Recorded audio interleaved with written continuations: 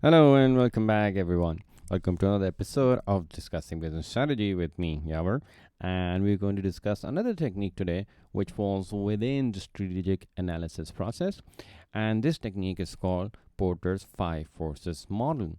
And again, we're discussing strategic analysis, which means this is where the businesses are trying to figure out what the changes are in their internal and their external environment.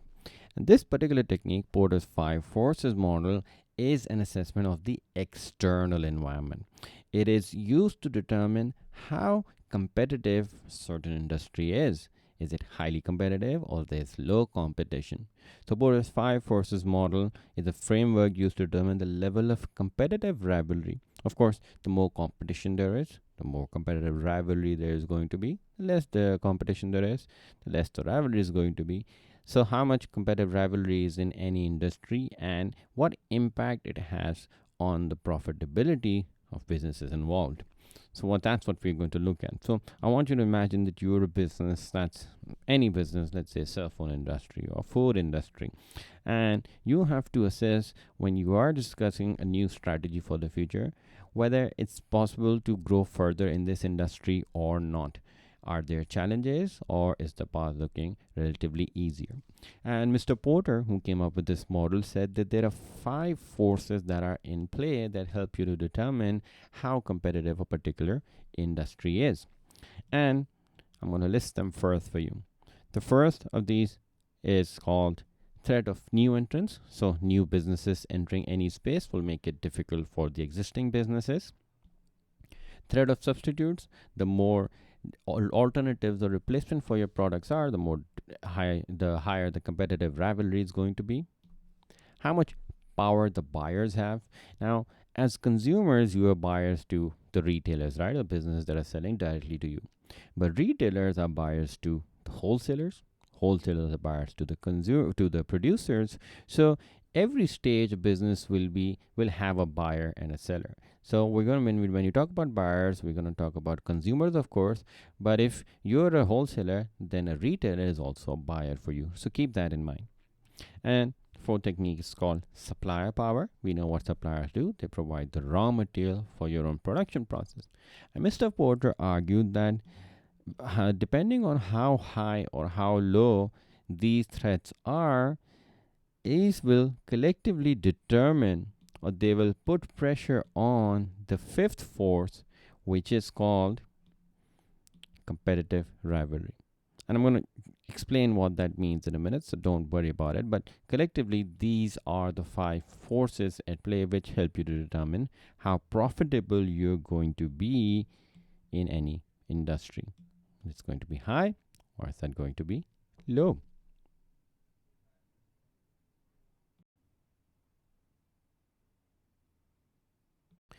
Now, let's look at these forces individually, starting with threat of new entrants. And this is basically all about the extent of barriers to entry in any industry.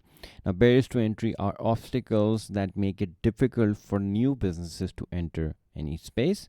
And as an existing business, let's say you have a sandwich shop on the main street in the town, you know that making sandwiches is not that difficult. So you can expect anyone to open up a stall or a small shop and basically start selling the same product as you are. However, if your product was rather difficult to copy, or whether it was patented, or maybe the initial investment required to produce the same product was huge, then the competition would be quite hesitant in entering this market space. And that's how businesses look at this threat when they're discussing this technique. That if you have high barriers to entry, it means that you're going to have reduced competition. That's what you want. You want to make it more difficult for others to enter your space. And that can be done through obviously getting patents for your technology. That means the government will assure that your competition cannot copy your product directly. So you get to hold on to your USP and make profit from that. Or you can establish such brand loyalty that customers just don't want to switch to these new products. So like Pepsi and Coca-Cola are great examples. On the flip side, if there aren't too many barriers to entry and businesses find it easy to enter your space, for example, opening another sandwich store shouldn't be though difficult, then that means that the amount of competition in that industry is going to be high. Of course, higher competition means there are going to be more battles over the suppliers, over the customer base. So your profitability is going to suffer because the new businesses will also look to impress the customers and try to take away your profits. So that's not good for a business. You want, as a business, you want higher barriers to entry because that reduces competition. Lower the competition, higher the profitability for the businesses that are operating in that space. The second force is called threat of substitutes. And this is simply how easily the customers are able to replace you with another brand or another product. It's the extent of transferability from one to the other without thinking too much about it. Right, I understand that there are Pepsi lovers and there are Coke lovers, and there's a divide. There's the Android and there's the iOS. So those two don't mix. But there are others. For example, if you want to go out for a meal and you want to have sushi, there are many places you can go to have sushi. So where the customers can substitute you for another business easily. That's what the business trying to look at when they talk about threats of substitute.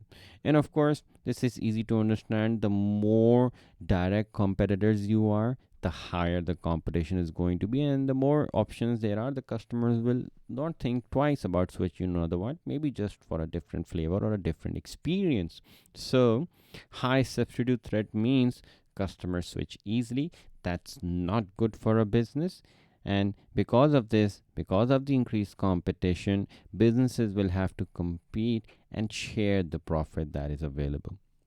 On the flip side, if there aren't too many substitutes, if you are a dominant business in your industry, then low substitution threats would mean that businesses are able to hold on to their customers, and the customers are sticky, not literally, but they stick to the business. And of course, lower the competition means higher profit for the businesses that are already in that industry. So yeah, you want, as a business, you want to be actively involved in trying to reduce your competition, and I'm going to talk about how you can do that. One of the ways, more obviously, is to simply buy them out or merge with them so that you reduce direct competition and in turn become a bigger business yourself. So the business, fewer the substitutes, higher the profitability for you.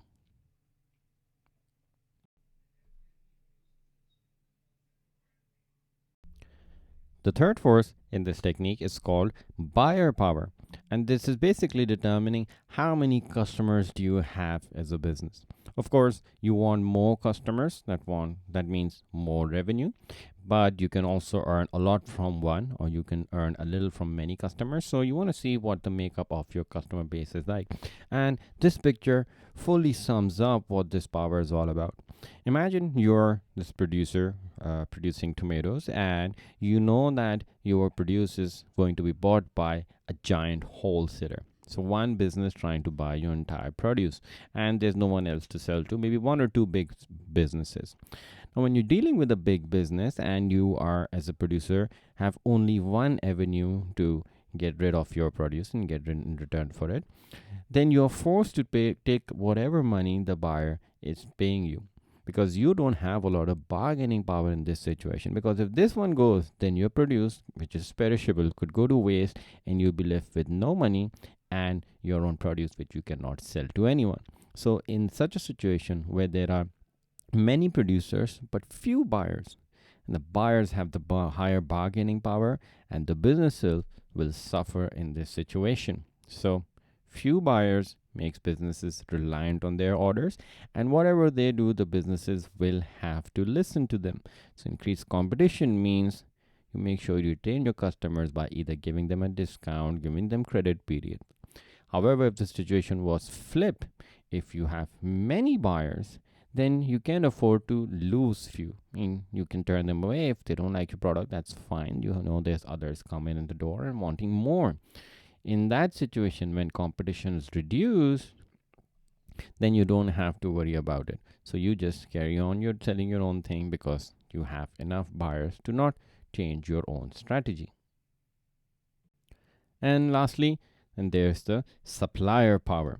Supplier power is obviously all the raw material that is coming to you. How many suppliers or how many vendors are you buying it from?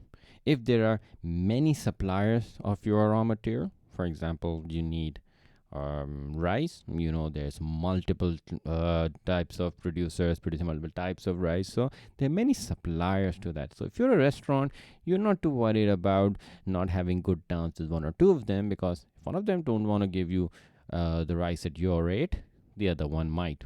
So if they're on the flip side, if there are fewer suppliers, if there are only one or two suppliers, for example, mining, and if you need, for example, if you're a cell phone producer and you need lithium, there are only very few mines and very few companies that are mining lithium to be sold to companies. So that's where you as a business are forced to keep up good relationships with all your suppliers, because if they don't supply to you, then no one else will. So in a situation where there are few suppliers, that businesses are reliant on their accurate and timely delivery, therefore there's going to be increased competition to obtain their supplies first. Vice versa, if there are many suppliers who can supply to your preferred raw material, then you can afford to switch. That means there is reduced competition to obtain supplies, and some suppliers may actually be willing to give you higher discounts to get your order. So that's how all four of these techniques work. They will each have an impact on how high or how low the competition or the competitive rivalry in that industry is.